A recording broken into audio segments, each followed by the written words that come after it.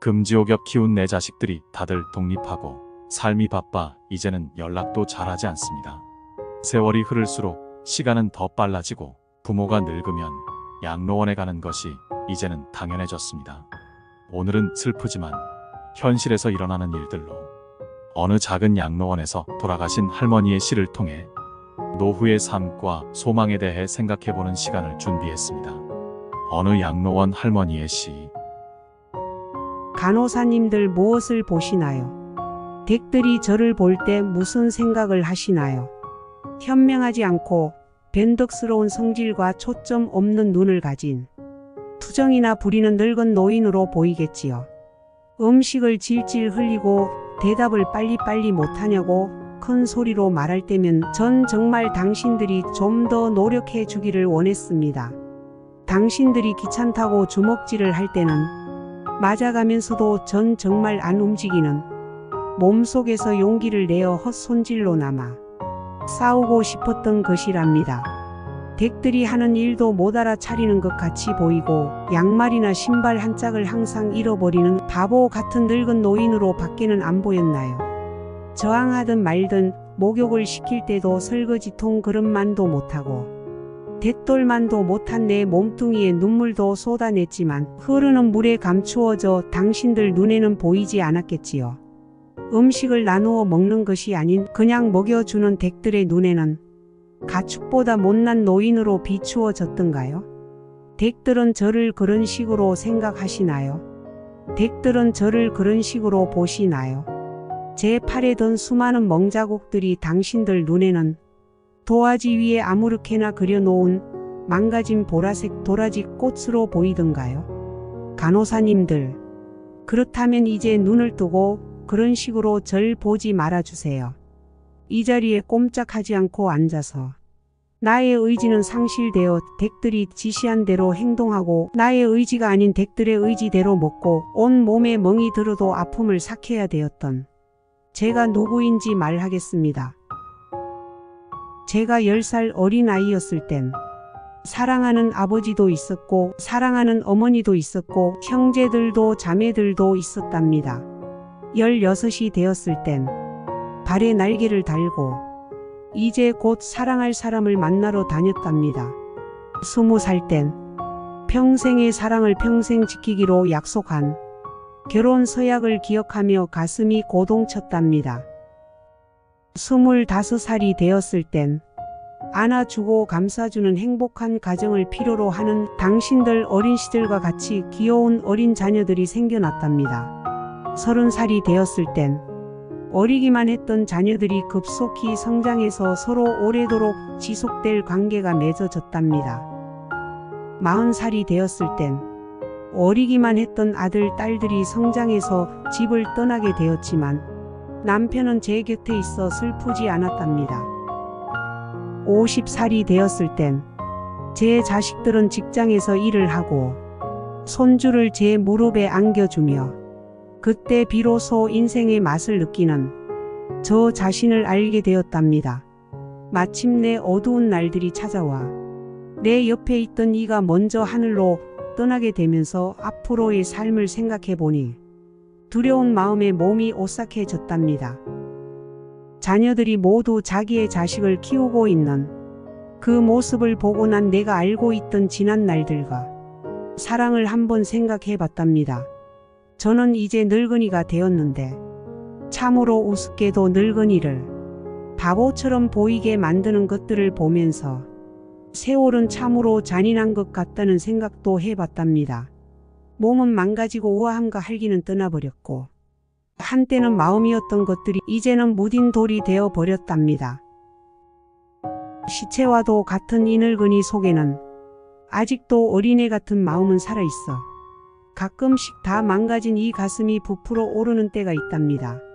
좋아하는 사람이 생겨 젊은 시절처럼 사랑도 하고 싶다는 꿈도 꾸어본답니다. 즐거웠던 일들을 기억해보고 고통스러웠던 일들을 기억해보면서 난 지금 다시 한번 삶을 사랑하며 이렇게 살아가고 있답니다.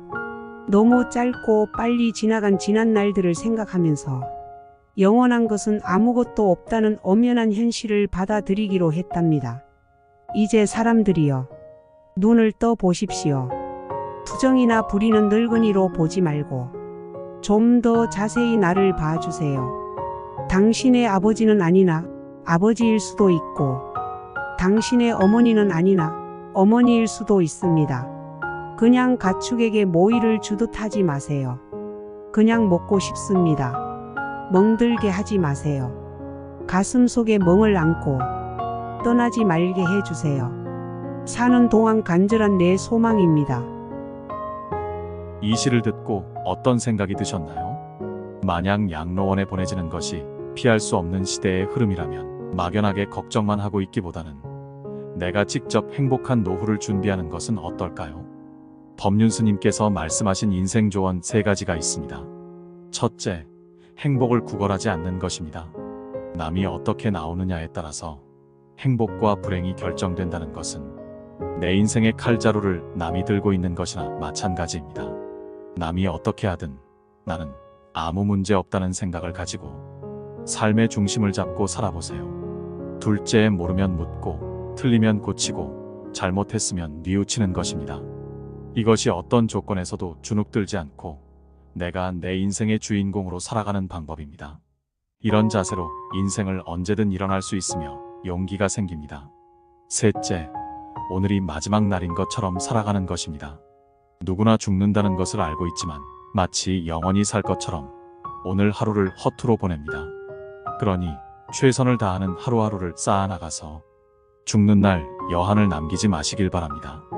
마지막으로 나이 들어 요양원에 가지 않고 독립하여 노후를 건강하게 보내려면 이것 3가지만 기억하시면 좋겠습니다. 건강한 노후를 준비하는 방법은 다음과 같습니다. 첫째, 신체 건강 유지하기입니다. 신체 건강은 노후에 있어 매우 중요합니다. 규칙적인 운동을 통해 근력과 유연성을 유지하고 균형 잡힌 식단을 유지하는 것이 중요합니다. 신체 활동은 건강한 심혈관 기능, 뼈 건강, 면역 시스템 강화 등을 도와줍니다.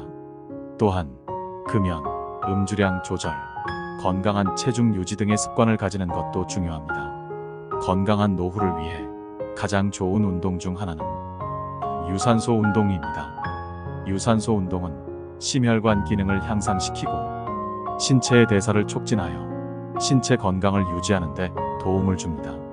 걷기는 매우 쉽게 실천할 수 있는 유산소 운동입니다. 규칙적인 걷기는 심혈관 건강을 향상시키고 근력과 유연성을 유지하는 데 도움이 됩니다.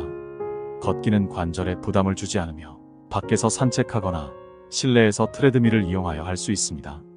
걷기를 더욱 효과적으로 하기 위해 일정 거리나 시간을 목표로 설정하고 정해진 스케줄에 맞춰 규칙적으로 걸을 수 있도록 노력해보세요. 다만 운동을 시작하기 전에 현재 건강 상태와 개인적인 제한 사항을 고려하여 의사 또는 건강 전문가와 상담하는 것이 중요합니다.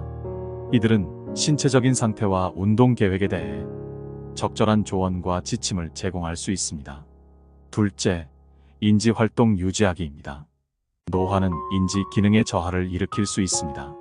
그러므로 노후에도 인지적 활동을 유지하는 것이 중요합니다. 독서, 퍼즐, 문제 해결, 악기 연주, 학습 등 다양한 활동을 통해 뇌를 자극하고 활발하게 유지하는 것이 좋습니다. 인터넷을 활용하여 온라인 강좌나 뇌훈련 프로그램에 참여하는 것도 도움이 될 수 있습니다. 셋째, 사회성 유지입니다. 사회성 유지는 건강하고 행복한 노후를 위해 중요한 요소입니다. 가족, 친구, 이웃과의 교류를 유지하고 커뮤니티 활동이나 취미 동호회에 참여하는 등의 방법으로 사회적 연결성을 유지하세요. 사회적 활동에 참여함으로써 외로움을 줄이고 심리적 안정을 유지할 수 있습니다. 예를 들어 봉사활동은 사회적이며 의미 있는 활동을 함께하는 좋은 방법입니다. 또 지역에서 열리는 행사나 축제에 참여하여 사회적 연결을 형성할 수 있습니다. 지역 공연, 예술 전시회, 마을 축제 등 다양한 행사를 참석하고 이웃들과 대화하며 즐길 수 있습니다. 여러분이 행복한 노후를 보내시기를 바라며 기도하겠습니다.